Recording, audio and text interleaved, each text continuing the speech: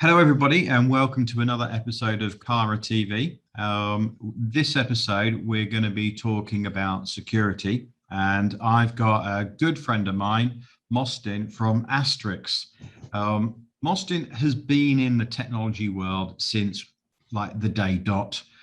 His first job was at Neath Port Talbot Council back in 1997, but that didn't start long because he had a passion of running his own business, and he started Astrix in 2001. So quickly, Mostyn, congratulations on 20 years of business. That is an achievement. Good afternoon, Robert, and thanks very much for that. Yeah, doesn't seem like 20 minutes really, but 20 minutes, God, I don't know. But Mostyn, you know, in that 20 years, we've gone from on-premises networks to cloud computing, work anywhere, anytime. You know, over the 20 years, how have you seen technology change? Crikey, that's a big question, isn't it? Lots. Funnily enough, we chatted briefly about this before, and I had a couple of days ago, and I had a couple of chances just to quickly have a look back through the Astrix archives, as it were, because we keep some photos and stuff, and I think we probably saw a lot of it. We were supplying a lot of schools back in the day, and 2004 we were supplying HP iPac devices to a private school in Cardiff, which ran Windows Mobile 2002, I think it was called, or Windows something 2002 mobile. You know, it was basically just email. Managed to get it working just about, and a couple of other applications, you know, Word and Excel and what have you. But it was, wow, this is in your hand. This is amazing, you know. And some of the teachers, the tech teachers, Anna, were pretty go ahead, and they loved it. And you could see that was going to be a change. You know, you were like, when they crack this properly, you know, when they do this properly, and then you know, with the advent of the iPhone in 2007, you know, the world sort of changed on its axis a bit, really. And yeah, you're absolutely right. We can go through a potted history of all that stuff, but it has changed beyond all recognition. But I think my thought on it was that where we used to be sort of obsessed with our networks, and when we first started, we were going into companies and fitting their Cisco switches and all that sort of stuff. We were obsessed by the network, as it were. I think because the network has become so multi-channel and ubiquitous, really, that the huge changes come to people to focus on their data, because the network can go a multitude of ways. You can go on your 4G or your 5G, or you can go wireless, or you can plug in, or you can do all these things. Now it's all about the data, really, I think. So the applications and data have become the main thing, and people sort of get to it however they do. We were chatting earlier about my daughter. You know, she can connect to about 4 different networks to get whatever she needs. You know, it's not a problem. You know, so where we used to be, you know, really techy and precious about our networks and VLANs and all those bits and pieces, they're still important. They're still there, aren't they? You know, they're still really they're still there. But I mean, for the customers, you know, for the end users, it's all about that data and being able to get hold of it and being on. I mean, that must be the biggest change, is, you know, very much the journey that the data goes these days. You know, when you back in 2001, 2005 kind of stuff, the data was on the network, and as you rightly said, it was all about the devices on the network and stuff. Now the data's all out in the cloud, and we can access that data on any device, anywhere, that kind of stuff. That's caused new problems for us in the IT world and managed service providers, because it's now about how keeping that data secure through the devices, because we're getting clients saying to us, you know, it's not about supporting the device or the profile, but it's how quickly can I access my data, and how safely can I access and also share my data, because they might have somebody that's in another country that they're outsourcing to, and share the data across there. You know, which I suppose that's, you know, keeping us busy, all the cyber stuff that's going on around. So, you know, I think that's why we're kind of here. We're going to be talking about cyber security, and really what it is and why people need to pay attention for it, because I do feel that there are a lot of businesses that are old school, had internal networks, They've done some of the digital migration and moved stuff out to the cloud, but then they haven't really changed the security posture of the business. They're still thinking as though all the data is internal to the business, when actually, a large majority of businesses now, over 80% of the data is outside in what we call SaaS applications. Indeed, absolutely. Yeah. So, the government has come up with a scheme that they call the NCSC, the National Cyber Security Centre, which is to help consumers and businesses be safer and give them awareness and stuff. And I noticed actually that you've been working a lot in this kind of area, doing a lot of stuff around the NCSC. And you've got a CCP accreditation now against your name. Can you tell us a bit about the CCP? Well, the CCP scheme from the National Cybersecurity Centre is the Certified Cyber Professional. So that's something that the NCSC put together so that they can engage with people who achieve that to work on potentially secure projects for themselves, but also to put something out there that gives the general commercial companies and whatever something to aim at, to go, oh, these people have reached a certain standard that we can maybe trust. So it's quite a rigorous process. Again, I look back and thought, blimey, that was probably 18 months ago that I did that, and I'm thinking, right, yeah, and it's a combination of some exams. References quite a lengthy statement on the body of knowledge around security, and then quite a long for me, probably about 12 pages, which is long. It's a lot of writing for me, that is, on sort of personal experience and what you've done. You aforementioned the 20 years, so I sort of draw on that a little bit. It's the only thing I have got, really. And many sort of areas, and then the sort of an hour's interview grilling by two people, which was probably the most stressful thing I've done since my driving test. I think it was pretty stressful because you wanted to do it. Do you know what I mean? So so anyway, somehow I managed to pass, and you get the badge. You get that sort of thing. So it does open quite a few avenues for you, but more importantly, it gives you a chance to explain this sort of thing and go, look, I've gone through quite a rigorous process, and I sort of got some experience and understand generally about cybersecurity, rather than being very focused. Some people are extremely clever and focused on, say, vendor firewalls or whatever, which is brilliant, which is excellent, but that's quite a narrow niche. This is intended so that someone's got a really broad knowledge and can advise you on more broad subjects, really. So that's the CCP. It's opened a number of avenues and opportunities, so I can talk to people. As I say, it's certainly helped us as well, because we do work with you quite a lot, and it's really nice to be able to introduce you to people that we know, to say, this is Mostyn, CCP. He's a figure of authority, as you said, not niched in a particular vertical, but a complete agnostic platform, and giving great advice. And with the badge, the NCSE badge behind you, it gives weight behind that. You are of a trusted, accredited person. So we're talking about NCSE. We're talking about Mostyn as an accredited person. We're seeing a lot of stuff in the news about businesses should be Cyber Essentials accredited, and we get asked a lot, what is Cyber Essentials? Can you go through that quickly for us and tell us what it is? Sure. I was, funny enough, I was looking up the description on the NCSC website and thought, that's okay, but they, as ever with government websites, they're not the most descriptive. No. So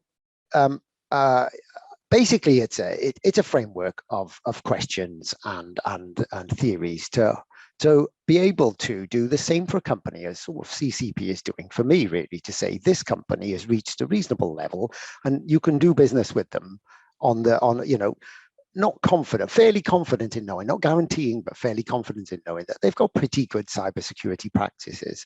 And the word essentials is important in this. It is, this is not top secret stuff, that is super secure. It's about, we do the basics correctly. And it's been proven that 85 to 90% of attacks and problems will be avoided if you do the basics really, really well. Yeah. And hence the word cyber essentials, because in order to get people to on board, it hasn't got to be, you can have really high ideals about what you want from security, but if no one adopts them, it's a bit pointless, really. So the idea is that they put together a framework of framework of questions, really, but a cybersecurity framework that companies can follow, answer the questions, and achieve a certification in that, which is based around the basics, around antivirus, around good password practice, around all those things. And obviously, being National Cybersecurity Centre, government backed, and now being in existence for over 7 years, it's now gaining a lot more recognition. People know what cyber essentials are, or a lot of people do, and you can trust to a certain extent someone who's got that badge. I wouldn't say that the National Cybersecurity Centre themselves are going to go, the cyber essentials, that's great, I'll work with you. They may want a higher level of security, but most businesses would be good to follow someone with a cyber essential certification, because they've taken the time and the effort to at least do the basic good stuff. So where we were talking earlier about companies that have been on premise and they migrated to the cloud, and their security posture wasn't really up to scratch, and maybe the staff needed to be a bit more aware of things that are happening out there, would you say that cybersecurity essentials is a really good starting point to bring that company back into a good security posture? I think it's good for any company, but you are right in the fact that what we alluded to earlier really was, before it used to be lock and key, didn't it? Whatever was on the network was secure. It was a filing cabinet sort of ethos, really. If it's locked in a filing cabinet, it's safe. We've moved into another world where everyone's got access to the filing cabinet. So of course you need to think differently, in the same way that you don't lock the filing cabinet, lock the door, put the alarms on and go away, everything's great.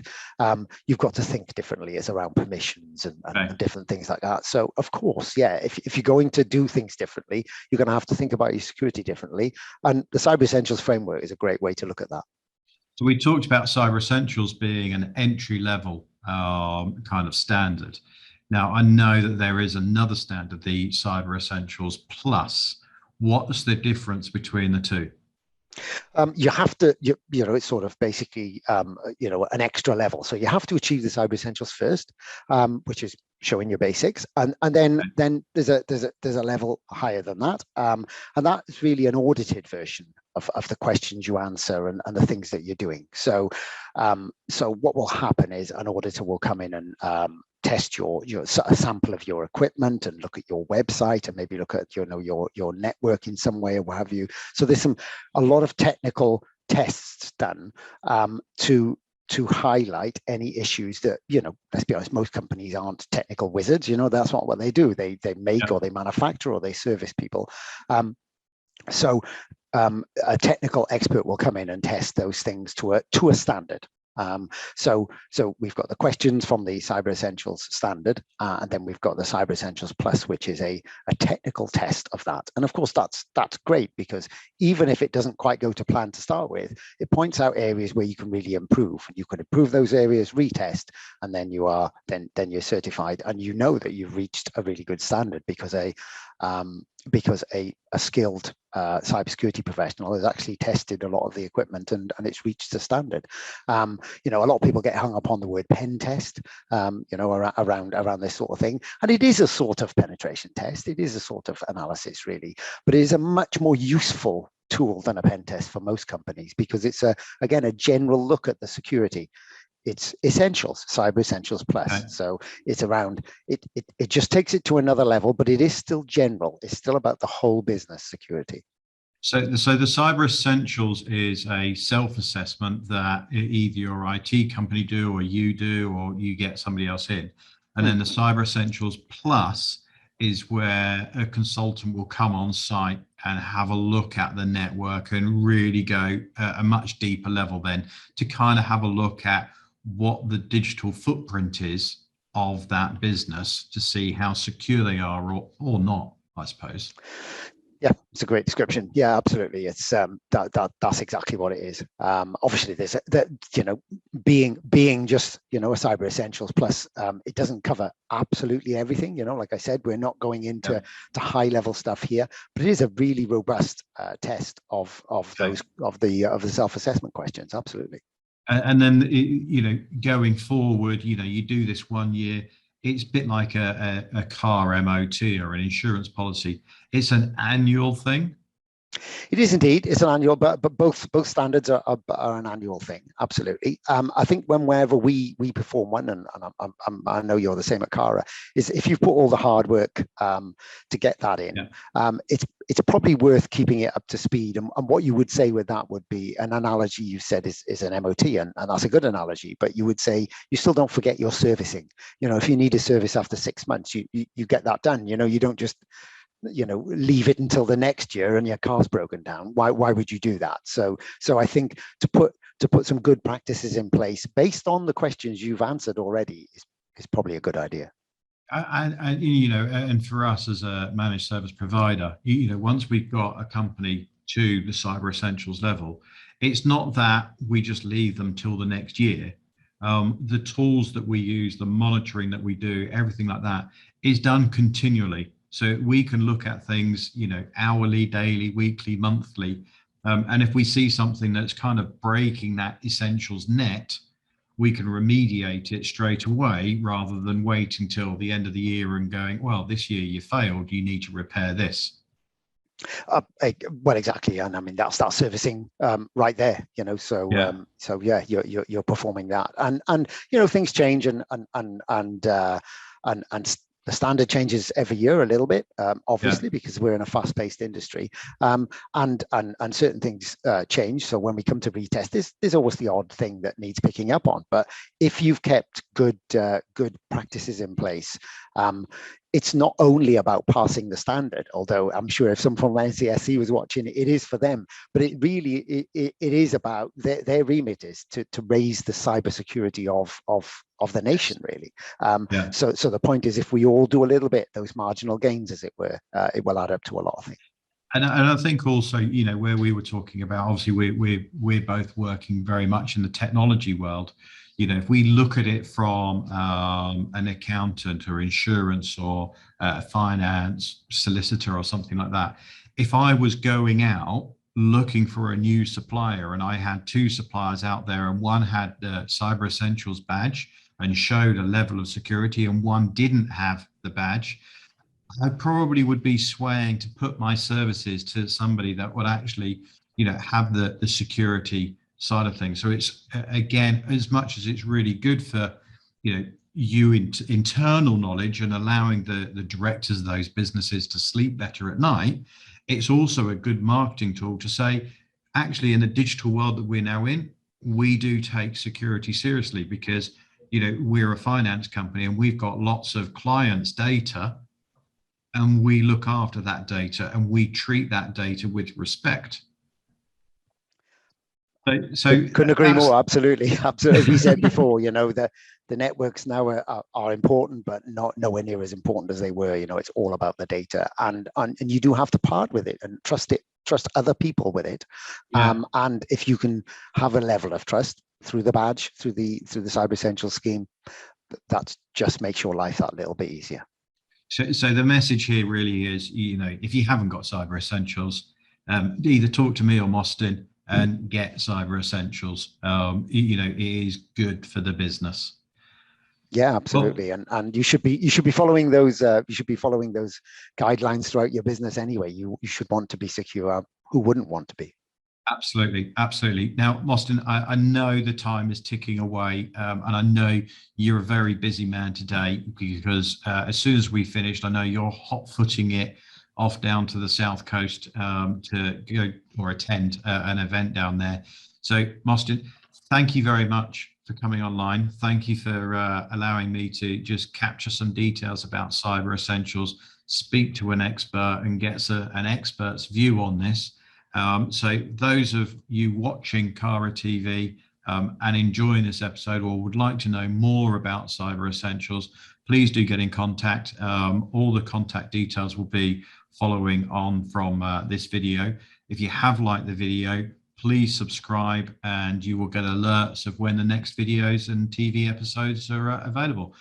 Again, Mostyn, as ever, thank you very much for your time today. Have a fantastic journey, and hopefully we'll get to see each other at an event soon. Great. Thanks, Robert. Thank you.